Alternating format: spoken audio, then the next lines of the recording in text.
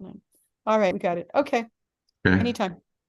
All right. I'm doing this little melody I picked up from His Holiness B.B. Govinda Maharaj. See if I can do it right. Try.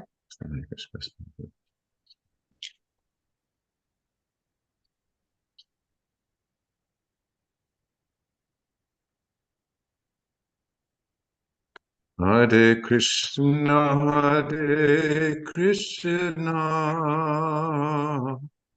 Krishna Krishna, Hare Hare, Hare Rama, Hare Rama, Rama Rama, Hare Hare. Hare Krishna, Krishna Krishna, Hare Hare,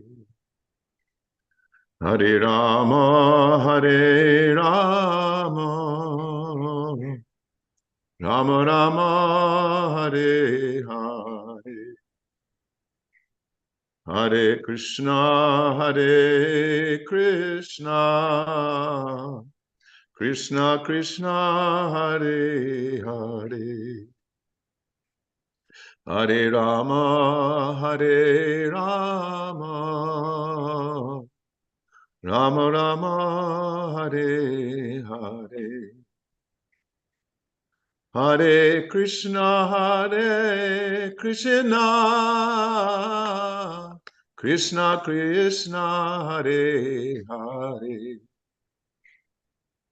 Hare Rama, Hare Rama, Rama Rama, Hare Hare. Hare Krishna, Krishna Krishna, Hare Hare. Hare Rama, Hare Rama, Rama Rama, Hare Hare. Hare Krishna, Krishna Krishna Krishna, Hare Hare, Hare Rama, Hare Rama, Rama Rama, Hare Hare. Hare Krishna, Krishna Krishna, Hare Hare, Hare Rama, Hare Rama, Rama Rama, Hare Hare. Hare Krishna, Krishna Krishna, Hare Hare, Hare Rama, Hare Rama, Rama Rama, Hare Hare. Hare Krishna, Krishna Krishna, Hare Hare. Hare Rama, Hare Rama, Rama Rama, Hare Hare. Hare Krishna, Krishna Krishna, Hare Hare. Hare Rama, Hare Rama, Rama Rama, Hare Hare. Hare Krishna, Krishna Krishna, Hare Hare. Hare Rama, Hare Rama, Rama Rama, Hare Hare. Jayam Vishnupad Paramahamsa Privrajacharya Stotra Sata Shri Srimad His Divine Grace Srila A.C. Bhaktivedanta Swami Prabhupada Ki Jai. Jayam Vishnupad Paramahamsa Privrajacharya Stotra Sata Shri Srimad His Divine Grace Srila Bhaktisiddhanta Saraswati Thakur Maharaj ki jai. Ananta Koti Vaishnava Brindi ki jai. Namacharya Srila Haridas Thakur ki jai. Prem se kaho Shri Krishna Chaitanya Prabhu Nityananda Shri Advaita Gadadhar Srivas Arigora Bhakta Brindi ki jai. Sri Sri Radha Krishna Gopa Gopinath Shyamakund Radhakund Girivardhan ki jai. Vrindavan Dham ki jai. Navadvip Mayapur Dham ki jai. Jagannath Puri Dham ki jai. Ganga Mai ki jai. Jamuna Mai ki jai. Tulasi Devi ki jai. Bhakti Devi ki jai. Samaveta Bhakta Brindi ki jai. All glories to the assembled devotees. All glories to the assembled devotees. All glories to the assembled devotees. Gaura Premanande. Hari Hari Bol. Thank you so much, Panchatattva Prabhu, and welcome everyone for Srimad Bhagavatam class with His Holiness Jayadvaita Swami and friends. It is Monday, November 6th, 2023, and we are reading in Srimad Bhagavatam. Someone will have to remind me exactly what the verse is since my notes are off. So someone can figure out exactly where we are and get us started with that. And looking forward to hearing from our vocally able participants this evening. And thank you so much, Maharaj, for being with us. And thanks everyone for being here. Hare Krishna. I think we're on chapter 25. I think it's text 31, maybe 32. Does anybody want to corroborate that or correct it? 33. 33? I have 33 as well. 33, okay, corrected. Oh, what a verse, too.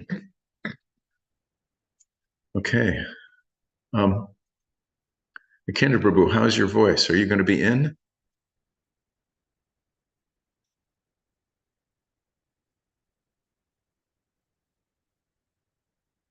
No. Okay. Well, I guess I'll start reading, if that's all right. Om Namo Bhagavate Vasudevaya. Om Namo Bhagavate Vasudevaya. Om Namo Bhagavate Vasudevaya. Text 33, chapter 25, the glories of devotional service.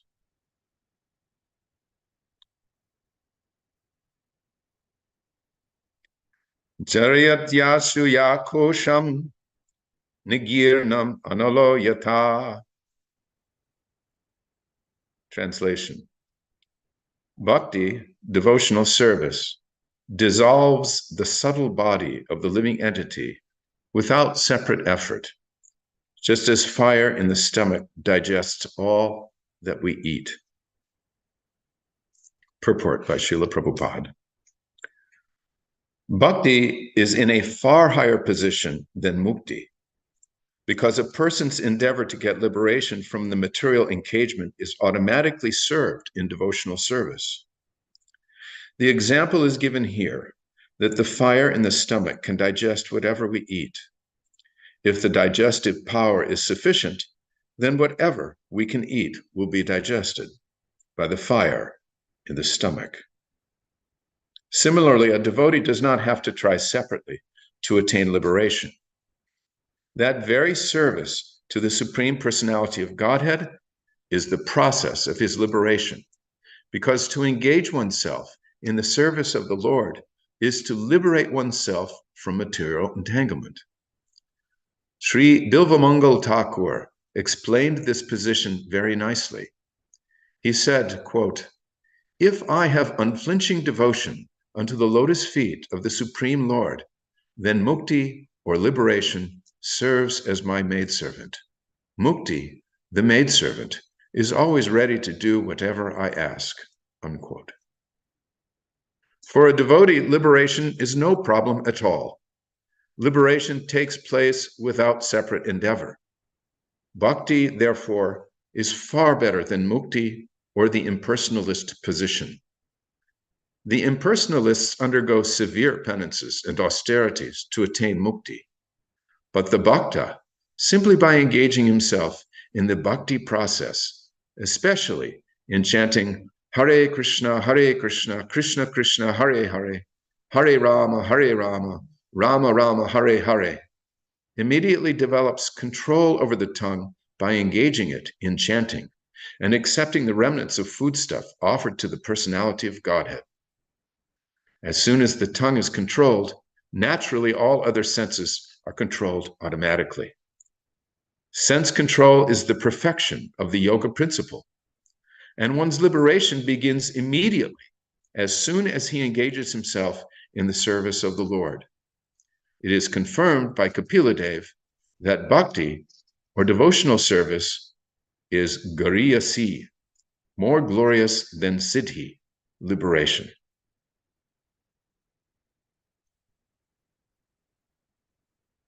Om Jnana Timrandasya Gyananjana Salakaya Chakshum Nitam Yena Tasmai Shri Gurave Namaha. This is one of those verses in Srimad Bhagavatam that's a little unusual. It's only 2 lines or 1 couplet. And it says a lot. Jaryat Yashu Yakosham Nigirna Manalo Yata. Bhakti devotional service dissolves the subtle body of the living entity without separate effort, just as fire in the stomach digests all that we eat. So we know from Bhagavad Gita that the subtle body is composed of mind, intelligence, and false ego. And these 3 are the living entity's vehicle from one body to another. Of course, there's mind too. That subtle body, mind, intelligence, false ego, goes from one material body to another, transmigrating from one gross material body to another. And it's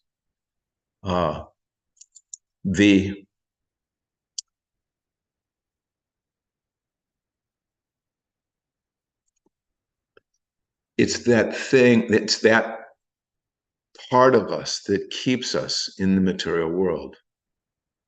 The mind, the intelligence, the false ego keep us here. Our desires keep us here. Our register of past activities resulting in so many desires keep us here. And so we go from one body to another, qualifying for one type of body after another in different combinations of the modes of nature. And as long as the subtle body is manifest, there is no liberation from the material world. As long as we are stuck in that position, that's our, we have gross shackles and subtle shackles. That's our position.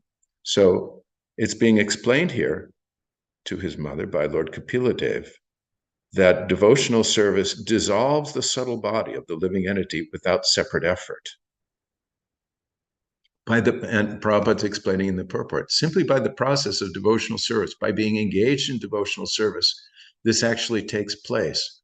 Our engagement in the material world is that's released.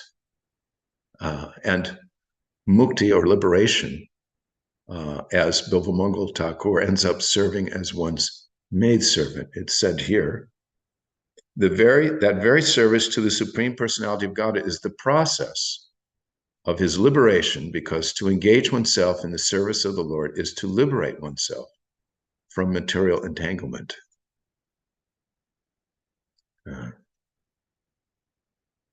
There's a process of liberation. The service of the Supreme Personality of God, it is a process of liberation, a step-by-step process. And under the guidance of a bona fide spiritual master, one can engage in this process of liberation through devotional service. Prabhupada goes on to explain that for a devotee, liberation is no problem at all. Liberation takes place without separate endeavor. Therefore, Prabhupada says that bhakti is a much better process than mukti, or the impersonal position. And he explains that the impersonalists, they undergo all kinds of austerities and penances, very difficult, very exacting, in order to somehow or other come to the platform of liberation. It's explained in Bhagavatam that unfortunately that platform is a teetering one, because the aspirant, the impersonalist, has not completely freed himself from material desires. They're very subtle, but they're still there. Therefore, it's a kind of in one sense, it's a kind of mental concoction to think that true liberation has been achieved in that position, because the fall down, if not being immediately at risk, is there. It's almost inevitable that he can't maintain, that the soul can't maintain that position. The living entity, I should say, can't maintain that position for very long. Whereas for a devotee, Krishna says, once he comes back to me, he never returns to this material world. His liberation back home, back to Godhead, is secured through the process of bhakti yoga, through pleasing the Supreme Personality of Godhead. Are there any comments or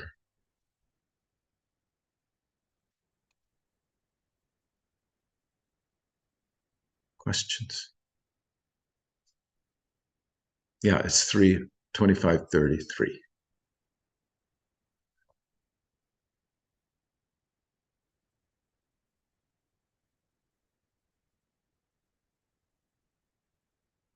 And Prabhupada highlights the chanting of the Hare Krishna Maha Mantra in his purport. By chanting the Maha Mantra, the bhakta immediately develops control over the tongue by engaging it in chanting and accepting the remnants of foodstuff offered to the personality of Godhead. So two things Prabhupada is emphasizing: the chanting of the holy names and the acceptance only of Krishna prasadam. These things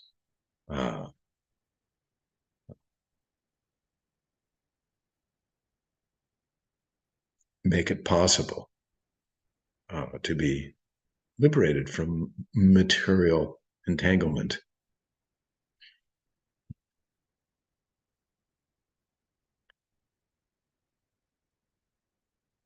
Sometimes it's given as an example that the senses are in a straight line. The tongue is there. So if the tongue is controlled, then the other senses will be controlled automatically. And sense control is, of course, it's a feature of all the yoga systems. So the process of sense control for the devotee is to chant and to chant the holy names of God, of Krishna, and to only accept Krishna prasadam. This is our main process of sense control. Of course, other senses are engaged in the service of the Lord, and all of the senses are engaged in the service of the Lord. But these are the ones that are especially focused on here in this purport, and are particularly essential for the process of developing Krishna consciousness. Sense control is the perfection of the yoga principle, Srila Prabhupada says, and one's liberation begins immediately as soon as he engages himself in the service of the Lord.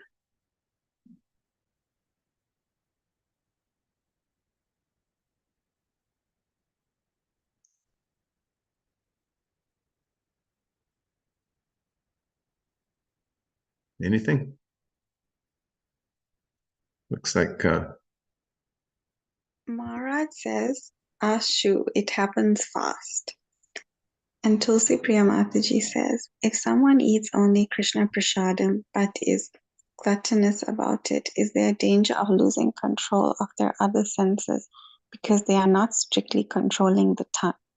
I guess what I'm asking is if it's possible to follow regulative principles to the letter, but not so much in spirit, and what is the result of that mentality?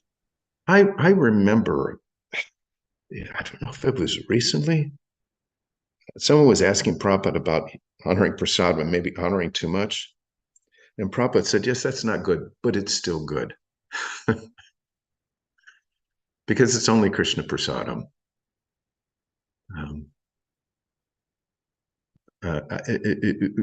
From my readings of Prabhupada's instructions on this matter, he encouraged us to gradually bring our tongues under control in terms of amounts of prasadam consumed. But he also said that even though it may not be good to eat too much, it's still good because it's Krishna prasadam. So I also kind of think about it in terms of what does it mean to honor prasadam, you know? Honoring prasadam means that as we're taking the remnants of foodstuffs offered to the Lord, we're remembering the Lord and appreciating his mercy in making this offering available to us and accepting such an offering. I also remember reading accounts of how Srila Prabhupada honored prasadam. He was very quiet from what I remember reading. He was meditating on the prasadam. It was an act of devotion. So I think if we approach the acceptance of Krishna prasadam with that kind of mentality, that it's actually meant to be an act of devotion and show respect that Krishna has come in this form, we may not be inclined to be gluttonous or resort to maybe previous bad habits of overeating or so forth. I could just offer that as a thought. Anybody else have any comments on the subject?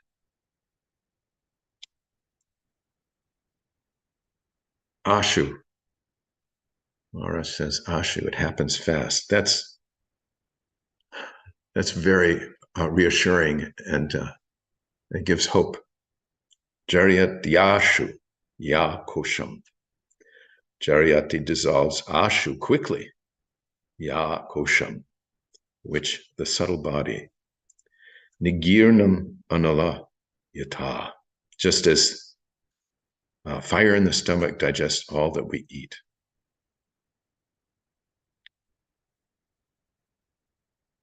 I like looking at these translations sometimes. I'm not much of a student of the word for words, but I should be, because here we have very concisely a concise use of a few Sanskrit terms. Jaryati-ashu yakosham nirgirnam analayat. If you read the word for word, dissolves quickly, which the subtle body, things eaten, fire as. And then you have this beautiful translation. Bhakti, devotional service, dissolves the subtle body of the living entity without separate effort, just as fire in the stomach digests all that we eat. Wonderful. And it happens fast. Haribol.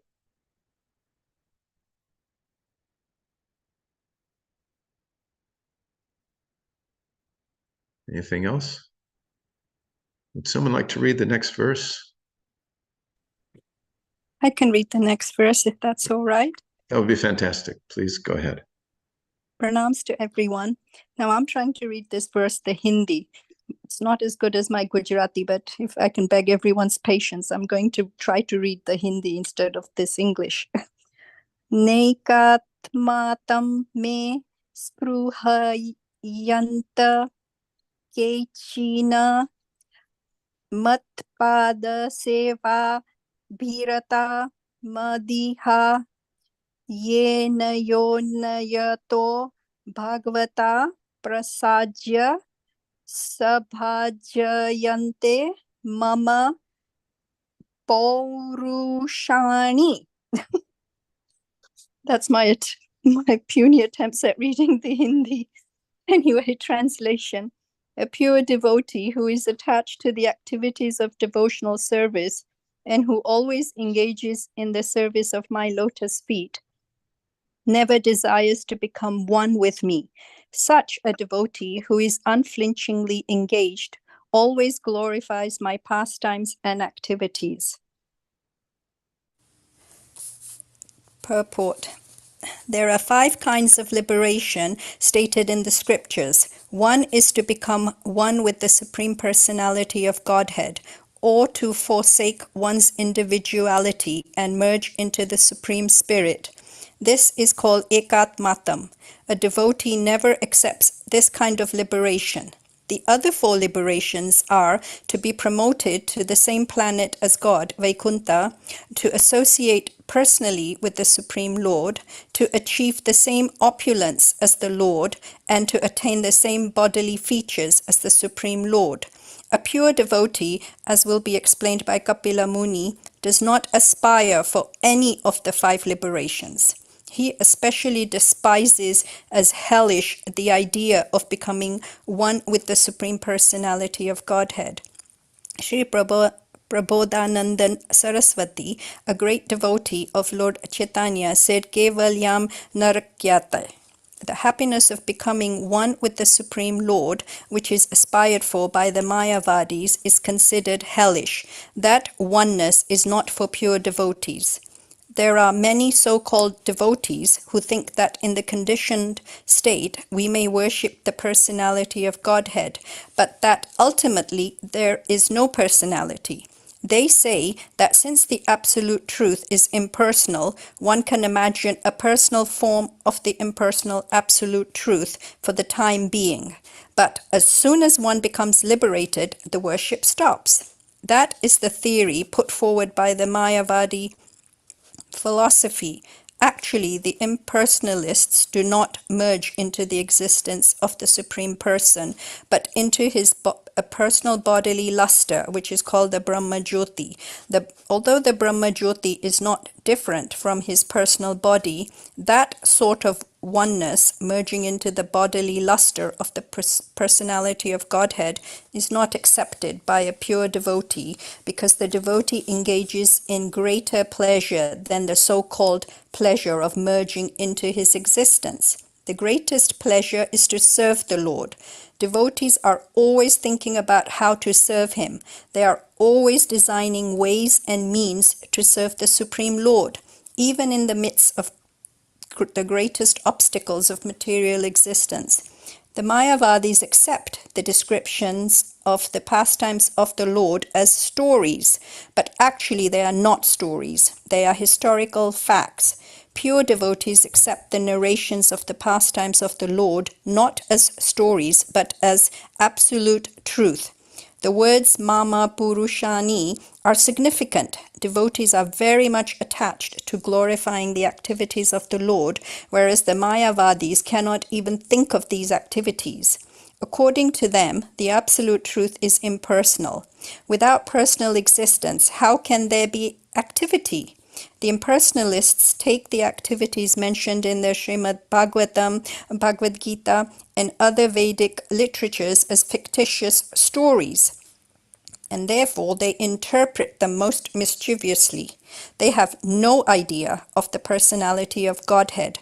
They unnecessarily poke their noses into the scripture and interpret it in a deceptive way in order to mislead the innocent public.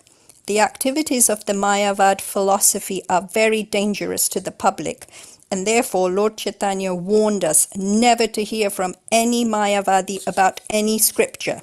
They will spoil the entire process, and the person hearing them will never be able to come to the path of devotional service to attain the highest perfection, or will be able to do so only after a very long time.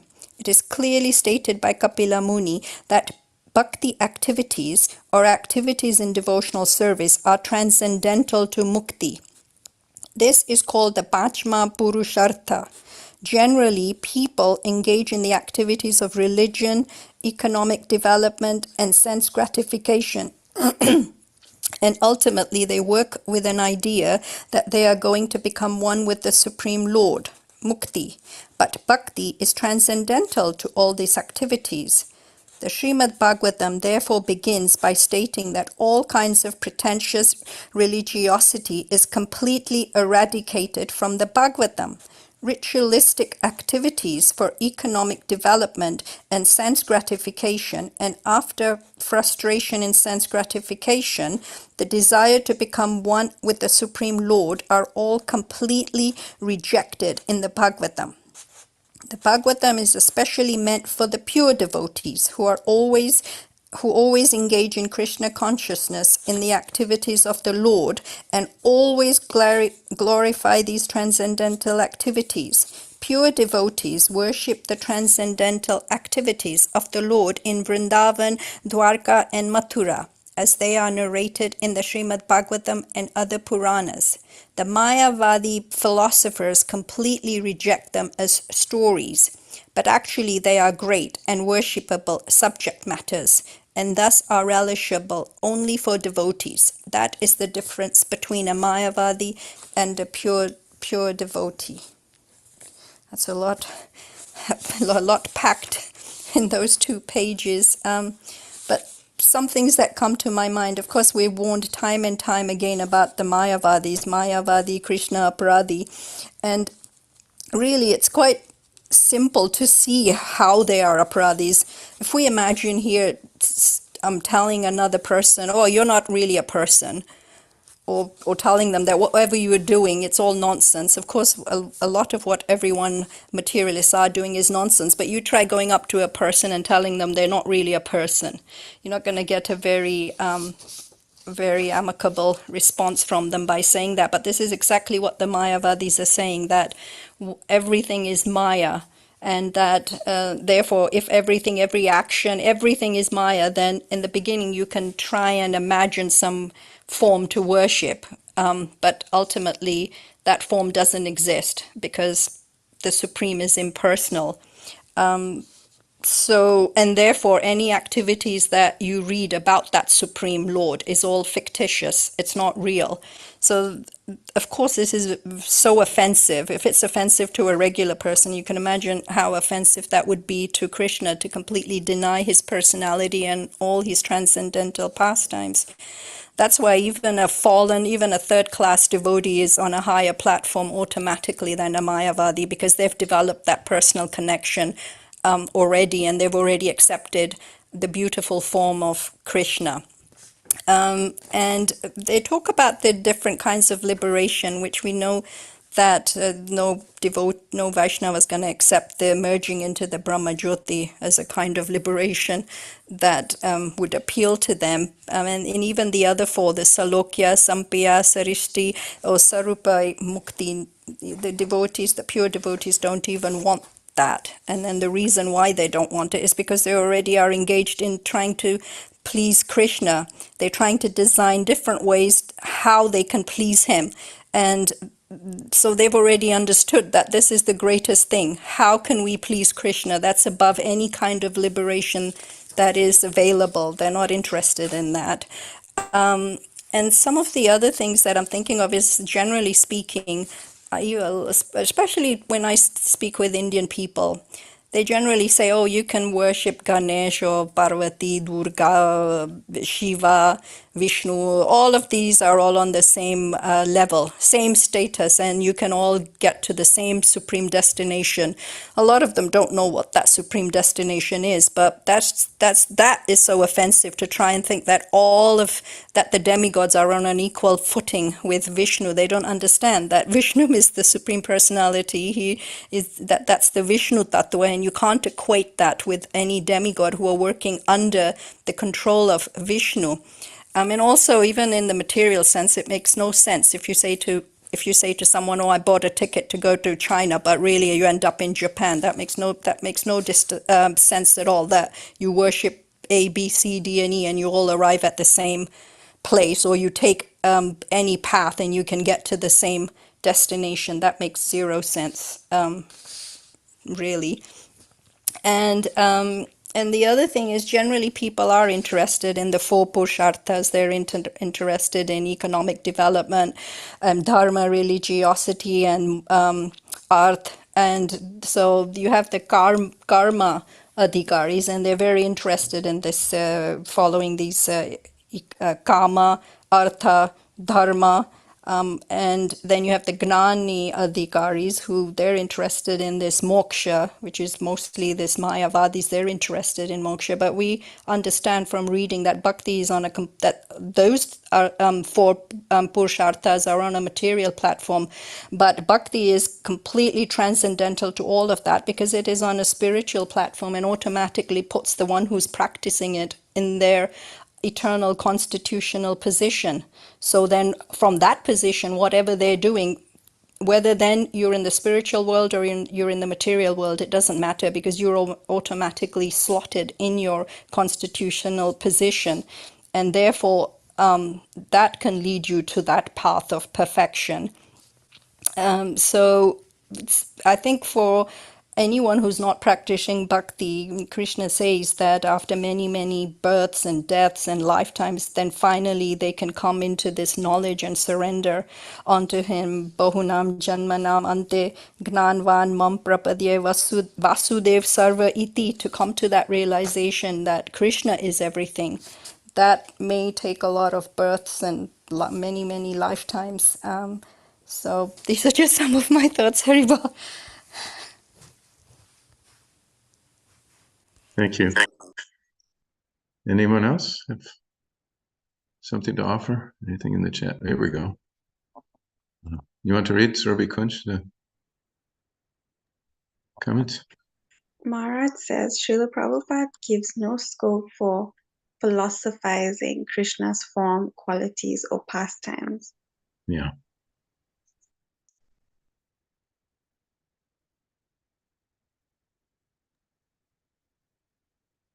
And Tulsi Priya Mataji had a comment from based on her previous question about the previous verse. And she says, or maybe it's dovetailing. A person may have difficulty controlling themselves, but they try to purify their desires and addictions by connecting them to Krishna to some degree. I'm thinking of Prabhupada saying that the drunkard can meditate on Krishna in the taste of wine, rasoham, a technique I tried myself early in my devotional aspirations.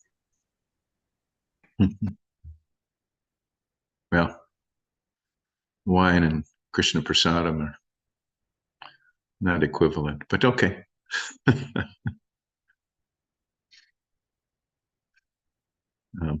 Yeah.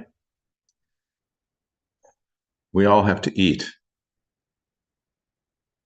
So Krishna is so kind that he's provided this Krishna Prasadam by which we can conquer and control our tongues. Right? Otherwise, how can one conquer the tongue? It's not possible. To me, it actually presents quite an obstacle for an impersonalist. I mean, he has none of the advantages, even from the perspective of the control of the tongue in terms of vibrating the Hare Krishna Maha Mantra and in terms of accepting Krishna Prasadam. He has none of those advantages.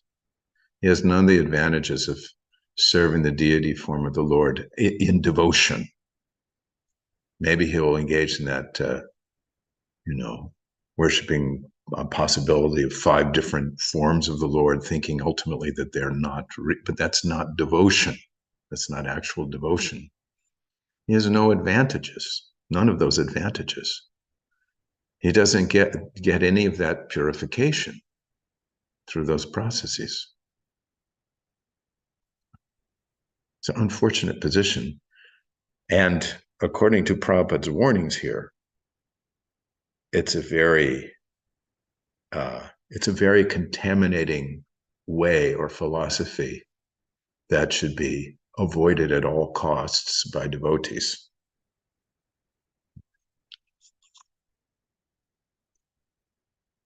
Unfortunate. Anything else? Oh, there's one new message. Mother Surabhi Kunj. Some sadhus take a Mauna Vrat of silence, but Srila Prabhupada says, better are those devotees that engage the tongue in Krishna Katha and thus control the tongue.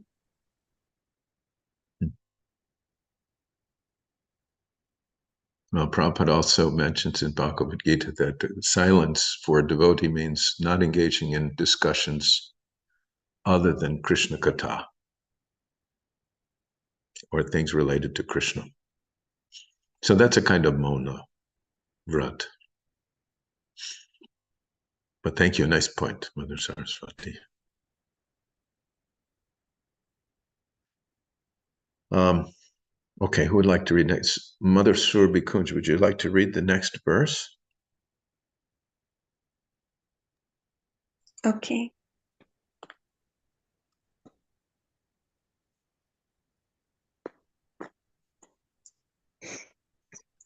Pasyanti te me ruchiranyamba santa prasana vaktraruna lochanani rupani divyani varapradani sakam vacham sprihanyam vadanti. O my mother, my devotees always see the smiling face of my form with eyes like the rising morning sun. They like to see my various transcendental forms, which are all benevolent, and they also talk favorably with me. Purport. Mayavadis and atheists accept the forms of the deities in the temple of the Lord as idols, but devotees do not worship idols. They directly worship the personality of Godhead in his Archa incarnation. Archa refers to the form which we can worship in our present condition. Actually, in our present state, it is not possible to see God in his spiritual form because our material eyes and senses cannot conceive of a spiritual form.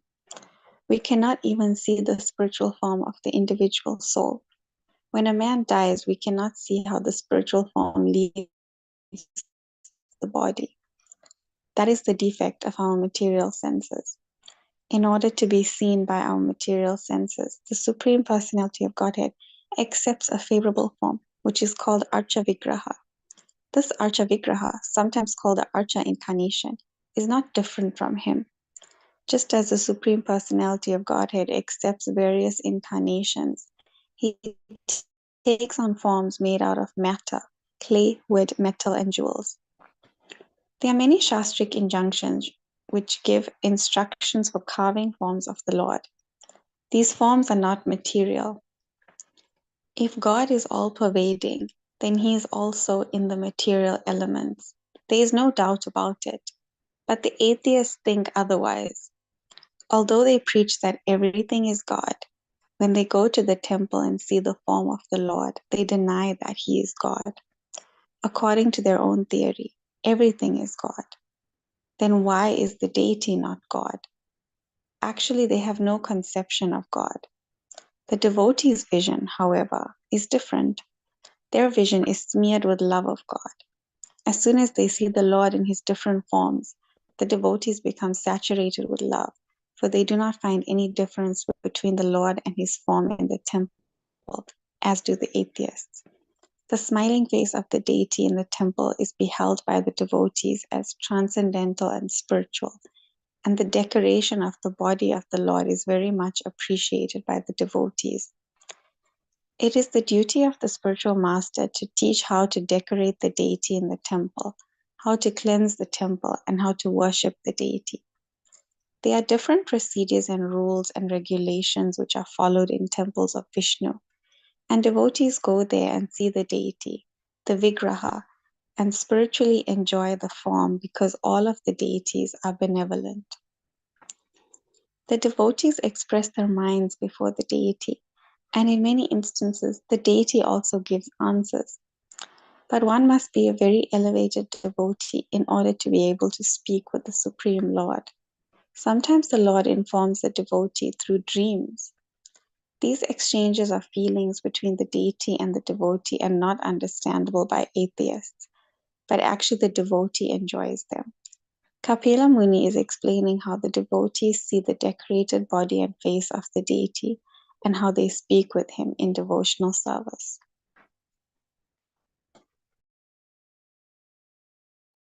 Some comments? What? I was just thinking how sweet of Krishna to accept a form so that he can reciprocate with the devotees, because he accepts our service through the deity, but he also reciprocates in so many ways through the deity. I mean, I've never done so much. Well, I mean, I've done a little bit of temple worship, like on the altar, but just by viewing the deity, that's something I do often. I receive so much reciprocation. Krishna will drop a flower or some mystical thing will happen. And I always feel very happy about that. And whenever I see how Krishna is so beautifully decorated, I'm always glorifying the pujaris in my mind, because they're allowing us this spiritual vision by decorating the Lord with such opulence. So and there's nothing in this world like viewing Krishna, like seeing the deity of Krishna. There's just nothing as beautiful. So it's really kind that we can get this vision of transcendence in this world. And I always wonder if the deity here is so breathtaking, like what's it going to be like being in the spiritual world? Because these are seemingly material elements, and it's so amazing to see the deity. Wonderful, thank you. Yeah, it's a really it's a really beautiful verse, and a very inspiring purport. Prabhupada reminds us, he says there are a couple of different things here that stick out for me, different procedures and rules and regulations which are followed in temples of Vishnu. And devotees go there to see the deity, the Vigraha, and spiritually enjoy the form, because all of the deities are benevolent. We're being reminded that Krishna is a person, he's present in his deity form. And unlike in the previous purport, the condemnation of the Maya body, treating the deity's form as impersonal, or Krishna as impersonal, not it's a material manifestation. Just the opposite is seen here, and Prabhupada even goes so far in this purport as to describe that there can be reciprocation, there can be exchange of love between the deity form of the Lord and the devotee in the temple. We have, of course, the wonderful story of Sakshi Gopal, who bore witness for the young devotee, and traveled indeed for the young devotee. And then Prabhupada, of course, says that these exchanges of feelings between the deity and the devotee are not understandable by atheists. I also found it interesting how he describes, he's kind of defining atheists here. Where does he say it? Although they preach that everything is God, when they go to the temple and see the form of the Lord, they deny that he is God. According to their own theory, everything is God. And he's referring to these people who think this way as atheists. I mean, when you think about the term atheist, it means non-theist. Is rejecting God, rejecting the power of God, the presence of God. This is a person saying, here Prabhupada saying that an atheist can say something like, everything is God. And of course, Prabhupada counters, if everything is God, why cannot God be present in his deity form in the temple? So, and he uses the term atheist a few more times here. Anyway, it's an interesting take on atheists.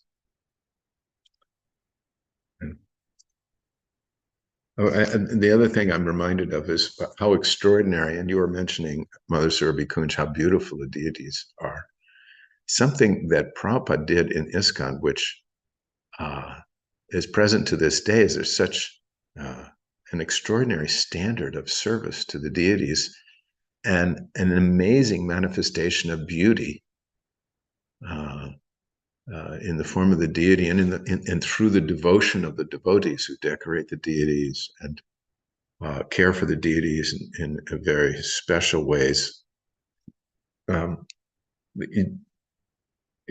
Not meaning to denigrate the service of others in any way, shape, or form, but when it's almost like if you took a bunch of pictures of deities from around the world, you'd immediately recognize deities that are worshipped in an ISKCON temple, because the standard is just so, for the most part, so wonderful, so head and shoulders above anything you see anywhere else.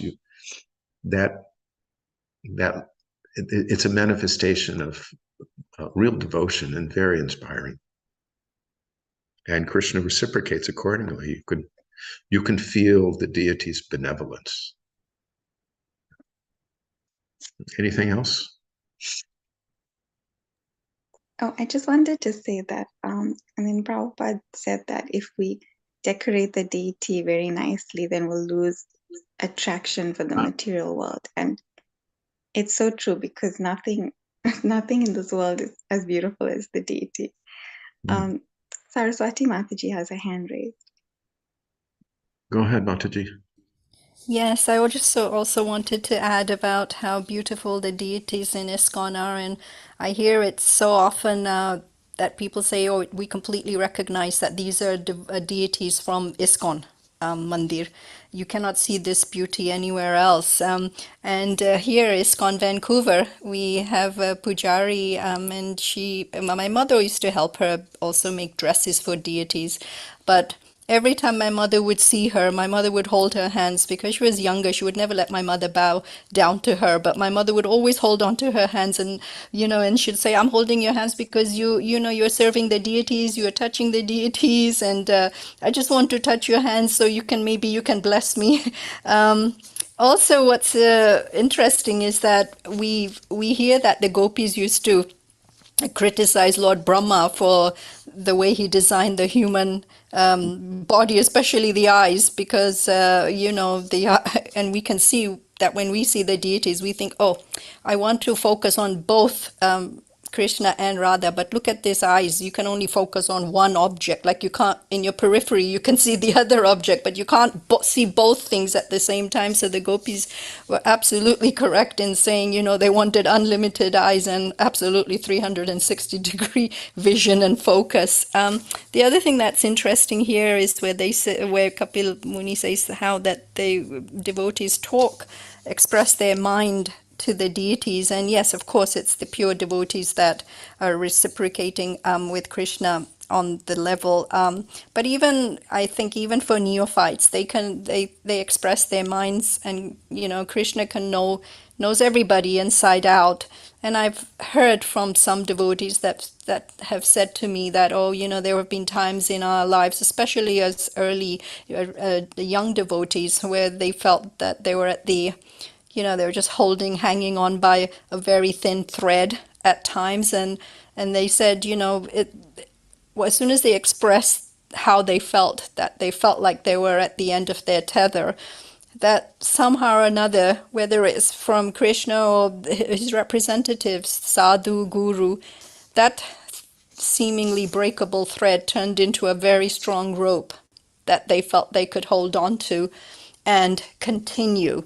And that meant a lot, because in the early stages we feel a little bit despondent. We're tossed around in this material ocean, and sometimes we feel that we're at the end of our tether, as I was saying. So it's this ability, the fact that Krishna's made it so easily, he's made himself so accessible with his form that we can go and express our minds.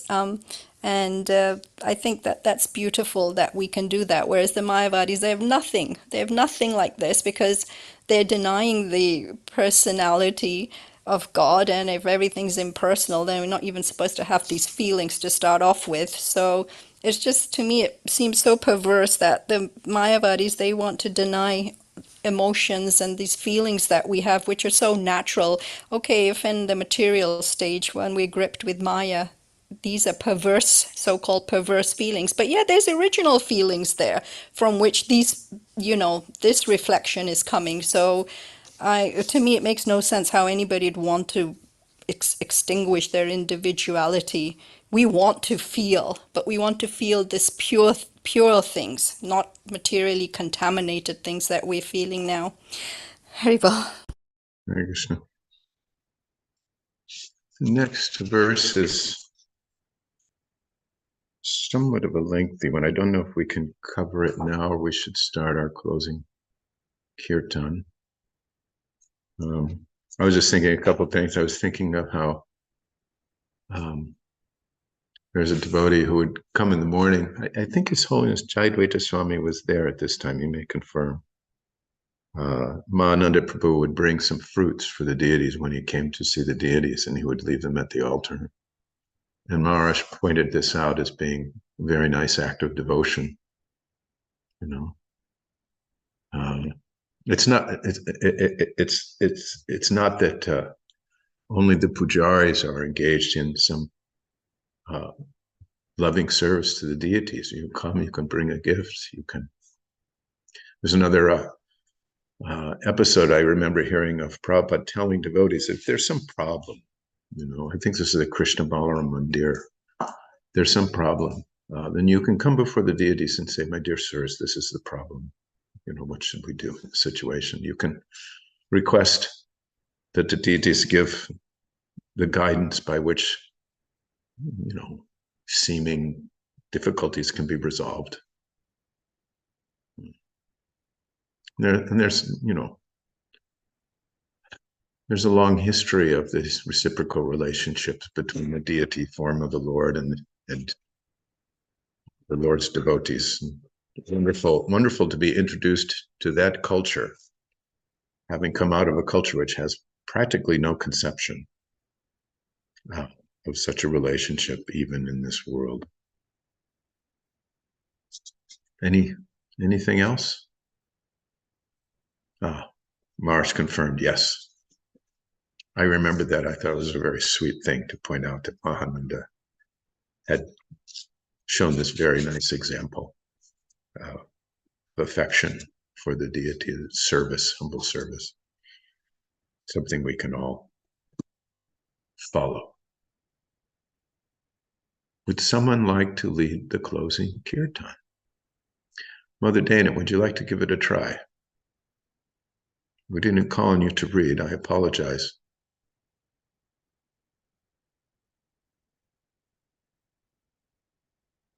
Oh boy. No, you don't have to apologize. It's okay. I can try.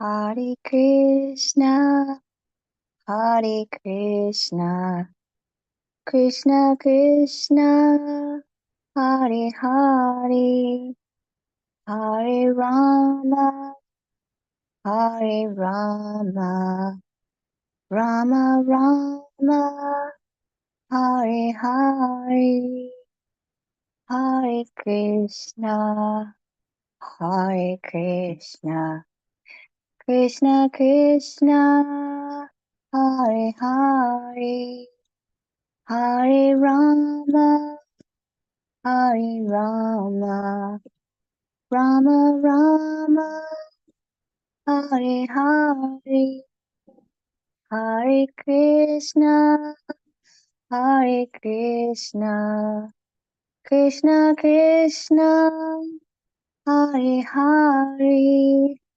Hare Rama, Hare Rama, Rama Rama, Hare Hare, Hare Krishna, Hare Krishna, Krishna Krishna, Hare Hare, Hare Rama, Hare Rama, Rama Rama, Hare Hare, Hare Krishna, Hare Krishna, Krishna Krishna, Hare Hare, Hare Rama, Hare Rama, Rama Rama, Hare Hare,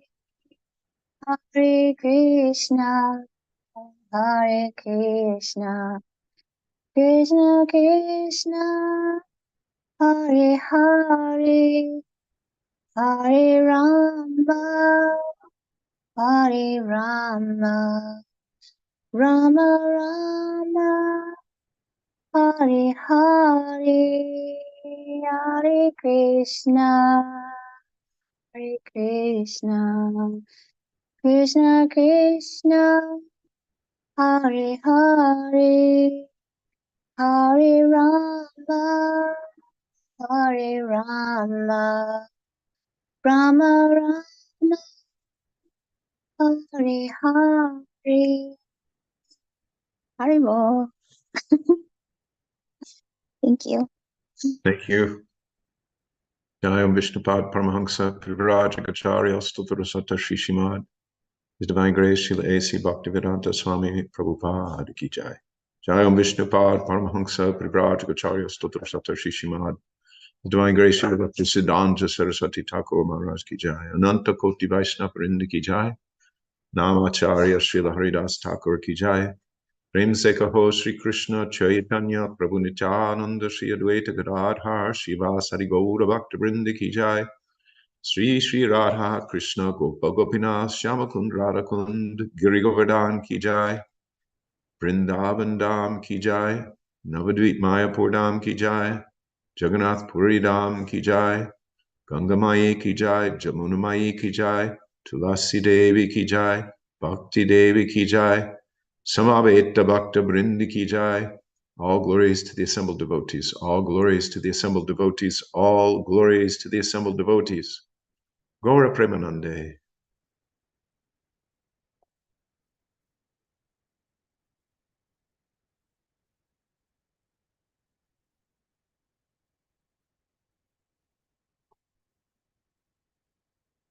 Thank you everyone so much.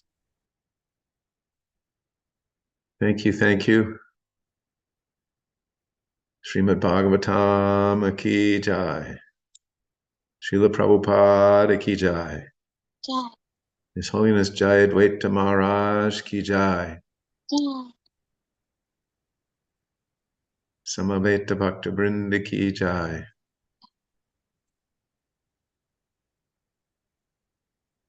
All glories to you all. Thank you. Thank you, Maharaj.